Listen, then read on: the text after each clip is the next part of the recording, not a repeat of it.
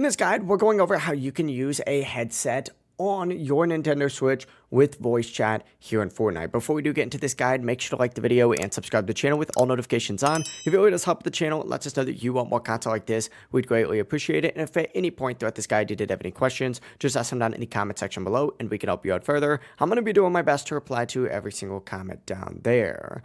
Now, if you want to use a basic wired headset, even the one that came with like your phone, for example, it's actually super simple. Just plug the headset directly into the headphone jack on your Nintendo Switch. As soon as it's plugged in, you can open up Fortnite from your home screen and go ahead and open up your settings. And once you're in your settings, go to the audio tab up at the very top, which is like the speaker icon, and just scroll down on here and make sure that you have voice chat turned on. You may have to scroll down a little bit in order to see this, but go ahead and increase your volume just like so. And then from here, go to communication, tick on voice chat to whatever you want it to, for example, everybody. And you can also adjust the voice chat method from open mic, meaning that your mic, detects every time you're talking, or push to talk, meaning that you have to push a button down before talking. Change these settings to whatever you like, hit apply, and you're good to go. To confirm that it's actually working, go ahead and jump into, either a creative match and talk with people, invite some people to your game and start talking with them as well. But if you're in a game as well, you can also look up in the top left corner of your screen and you'll see your voice icon light up whenever you speak.